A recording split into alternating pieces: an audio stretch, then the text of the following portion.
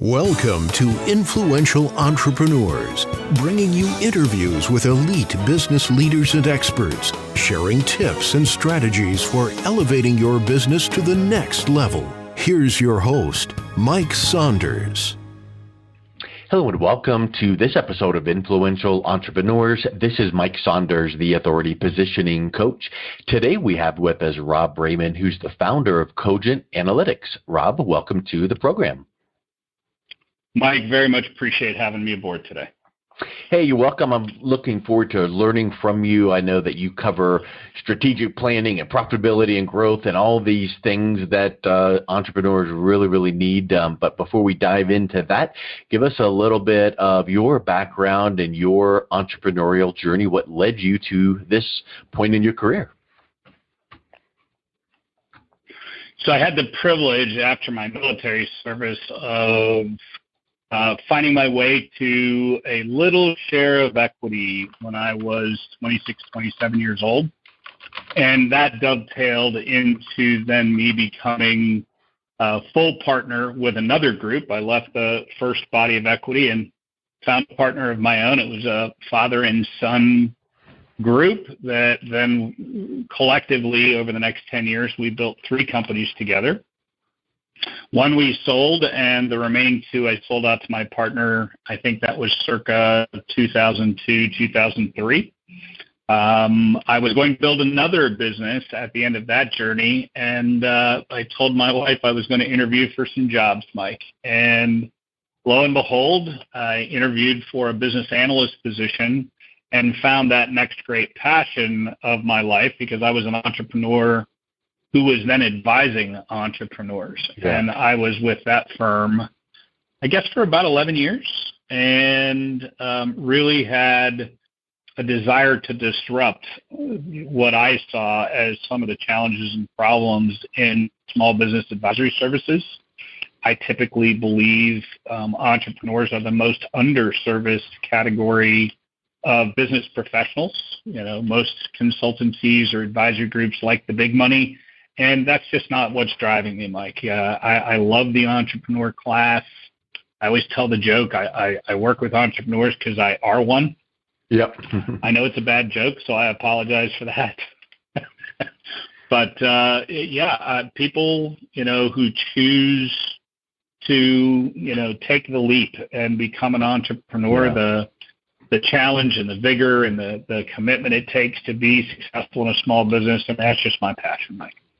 And so you took that position as the data analyst as a corporate job, but yet I'll bet you that you were very entrepreneurial within that position, which actually is a thing.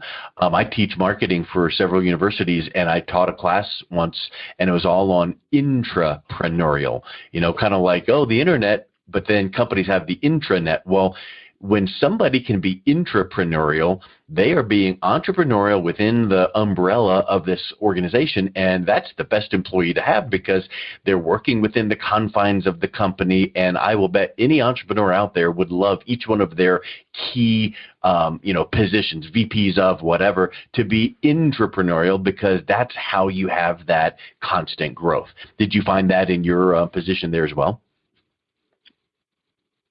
So 2 comments to that. One, we do a culture review with every client that we represent, and most often what we're looking for is aligned with the comment that you just made, which is ownership thinking.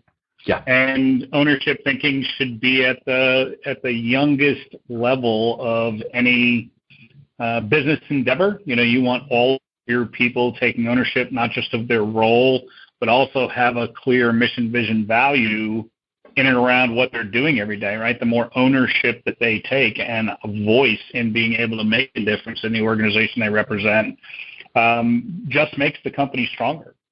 The second comment I will say to that is, much to the chagrin of my prior leadership team, I truly had a business inside their business. So I knew every project manager. I only allowed 1 or 2 in the entire cadre of project management team that they had at my old firm to touch my clients.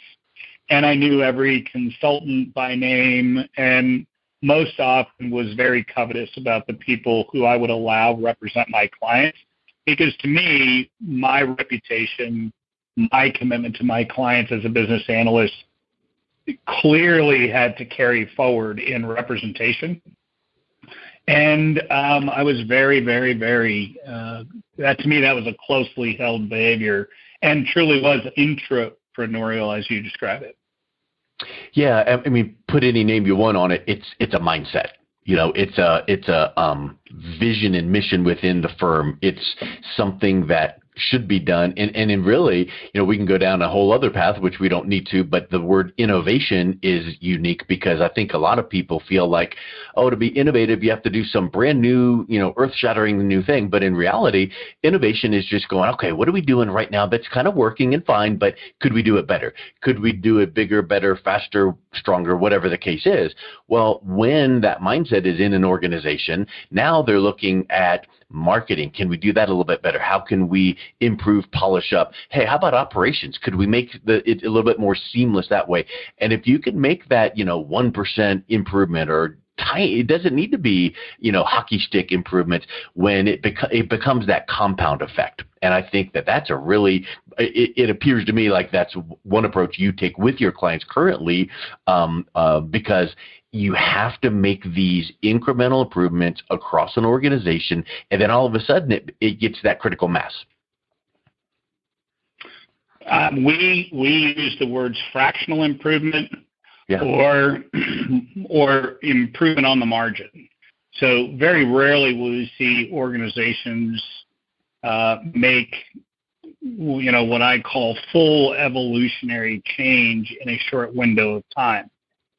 Margin management or profit management, which drives cash flow and drives the health and welfare of any business, most often is on the margin. I'll give you an example. A 5% company that optimized should be running 6 or 7% as a normal benchmark against their industry.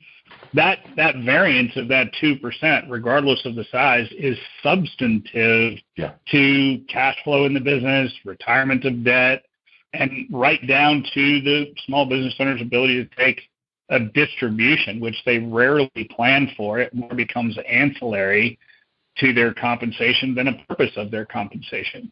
And it should not negatively impact the organization to talk about profit in a business.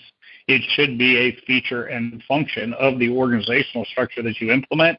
And each one of your leaders, as you defined, should have that entrepreneurial spirit or innovative spirit that allows them to truly be empowered, right? I think empowerment happens through measurement. So measurement shouldn't be, whether it's a financial measurement or an operational measurement, shouldn't be used as a bludgeon lording over your employees. Measurement by context should be about empowerment. It should be about affording people an opportunity to know where they stand against themselves and then work towards making fractional or marginal improvement from there. Yeah, and I would, when you're describing that, it made me think of two things. Number one is, have you ever read the book Whale Done? I have. Well, parts. I'll say the Cliff version of that, but I know the book. Okay, good. Yeah. So basically, the one sentence description is, the fictional character goes down to SeaWorld and they go, "Wow, you trained Shamu to do all these tricks. What'd you do? Zap him with a zapper when he did things wrong to train him?" They said, "No, we rewarded the good behavior." So he takes that back, and there we go. So yeah, you need to make sure that the heads of all the departments know the right direction to go, reward that right behavior, give that empowerment, and make sure that everybody's dialed into that. Like we're saying the word entrepreneurial, but whatever the phrase is, make sure that they're not just running in 9 directions going, "Yay, I'm empowered to do all kinds of things and be creative and innovative." Make sure that we're in lockstep headed toward that same vision and mission. So that's a huge piece, I feel. And I know that you guys were named as one of 2021's fastest growing companies. What do you attribute that to, and then how does that translate over to when you're working with your clients, helping them to take those same qualities and make sure that they're embedded in their organization so that they can grow as well? So me specifically, and I'll give you the Rob Braiman answer. First off, I'm blessed to have an organization which, frankly, has had exceptional growth over the period of 7 years. And I truly attribute that to wisdom and clarity in and around the positions that we need to fill. Hopefully, we are internally developing that. And more importantly, we foster that type of mission, vision, value, clear strategic planning, and then empowering each one of the leaders that have come up organically through the organization to ultimately make Cogent Analytics what it is today. It isn't that I'm some idiot savant. It is that I'm wise enough to surround myself with people that are better than I am. And through that empowerment to them, they have allowed Cogent Analytics to mature to the successes that we've achieved. Now I'll give you the Cogent Analytics answer.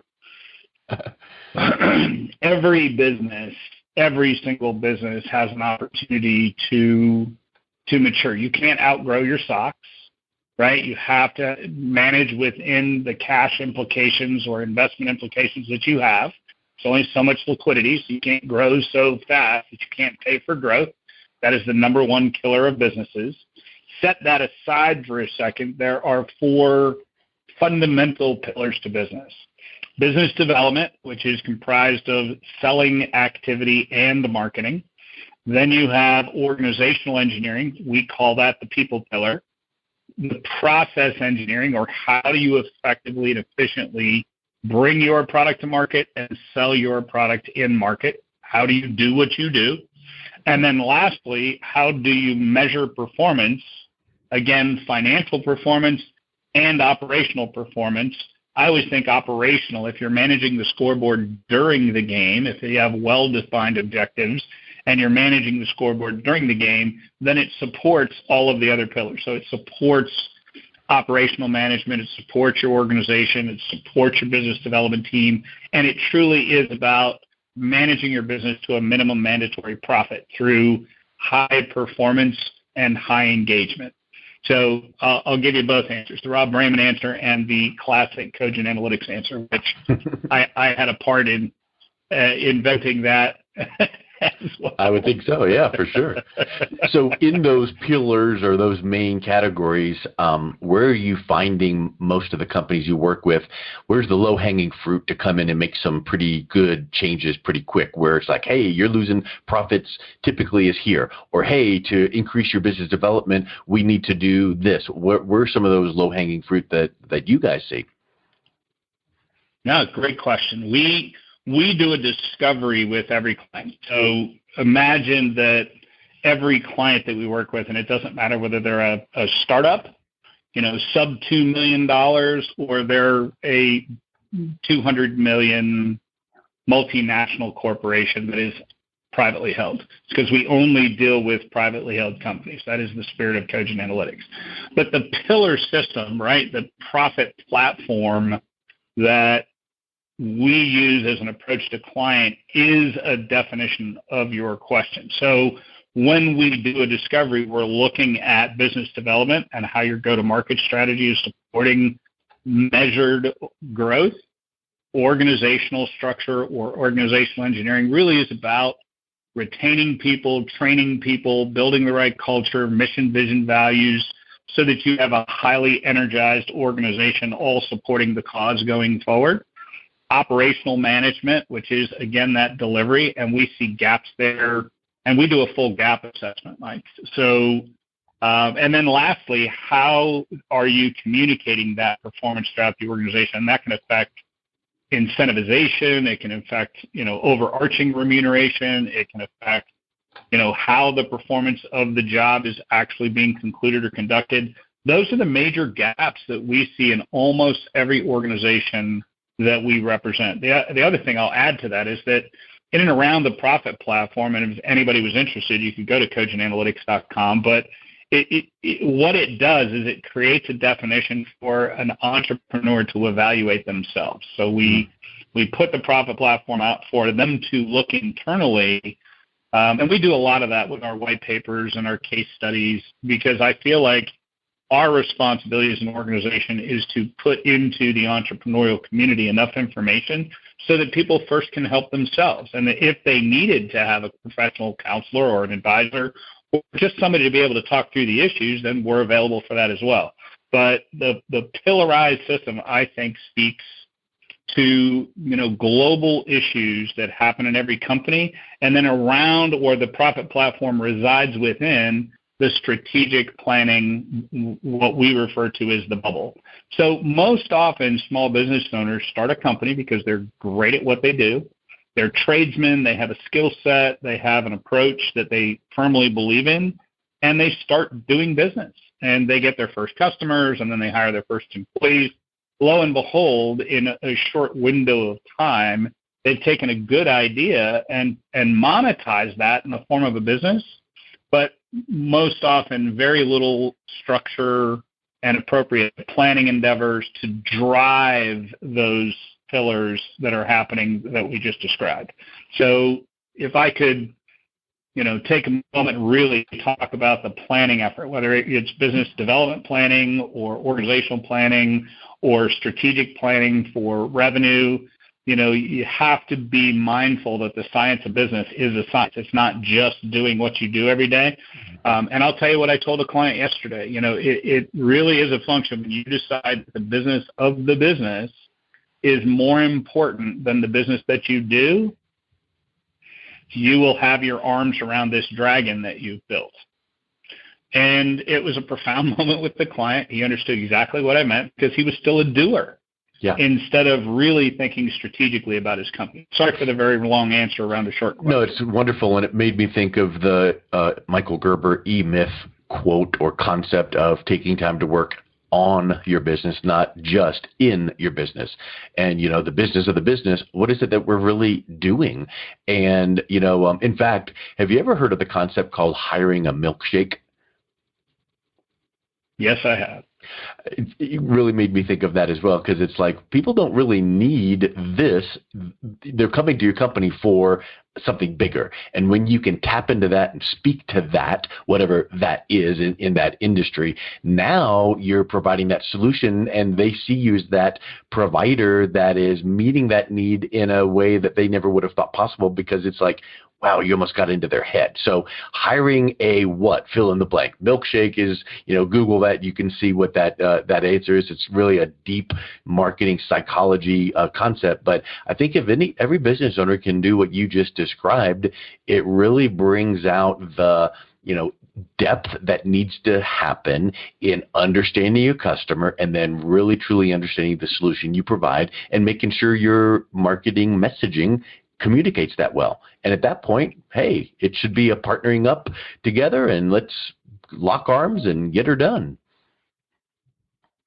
And that concept speaks, if you don't mind me dovetailing onto that Sure. a little bit, it speaks a little bit about forcing that behavior and opening those chains of communication and really ask the question of what are you really looking for, or what are you really trying to be? Because most people just go do what they know how to do without the dynamic exercise of saying, who are we, what are we, how do we be a better version of ourselves, which I love the E-Myth or the E-Myth Revisited, by the way, because they did a second book about 15 years later. So for your listeners, if you haven't read the E-Myth, that Mike just made a great recommendation for a book. I would say read the E-Myth multiple times, and if you get an opportunity, read the E-Myth Revisited. But the challenge is, how do you force that dialogue internally amongst a leadership group, and you have to be ever evolving. So that. If I give you my interpretation of what I believe the milkshake was, from my viewpoint, it really is about that behavior. Yep, 100%. And is more, it involves more than just a cursory, oh, here's what our customers want because this is what customer service told us, or this is because you can get myopic. You need to really dive in there and figure it out so that the solution you're providing is the actual solution that they need. So I think that's spectacular. Well, I absolutely love this conversation, Rob, and I know that on your website you say your commitment is you partner with business owners to build wealth and help achieve growth and success. So I love the idea, the word picture of partnering. It's not just you cracking a whip going, do this, do that. You're partnering with business owners. So if anyone is interested in connecting with you guys and learning more about Cogent, what's the best way that they can reach out and learn more about your service? CogentAnalytics.com is the quickest point of access. And for your listeners, again, we put a massive amount of content on our website in and around case studies, clients that we've represented, white papers, dynamic circumstances. So, we continue to put new content that we develop internally from our consulting team and our analytics team and our business development team. Everybody contributes to that business wisdom. And it's drawn from entrepreneurial experience. We represent entrepreneurs, so we take, what we consider to be material issues that are happening in the small business or entrepreneurial community, and we populate that information. If you guys want to use a phone, please dial 833-4MY-PROFIT. It's 833-469-7763, but it's for my profit. So those are the easiest ways to contact us. I will tell you, Mike, we are adding an entrepreneurial quiz in the next 60 days, which is about, again, small business owners having a tool that they can evaluate themselves. Because you made a point there that I really want to touch on.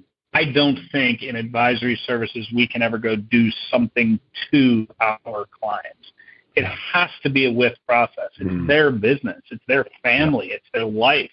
This is their wealth creation vehicle. And, the profound impact to community, to the employees' lives and family members, that I think is the best way for me to communicate what our values are rooted in. Excellent. Yes, I agree. 100%. Well, Rob, thank you so much for coming on today. It was really wonderful chatting with you. Mike, greatly appreciate and would love to speak again in the future. You've been listening to Influential Entrepreneurs with Mike Saunders. To learn more about the resources mentioned on today's show or listen to past episodes, visit www.influentialentrepreneursradio.com.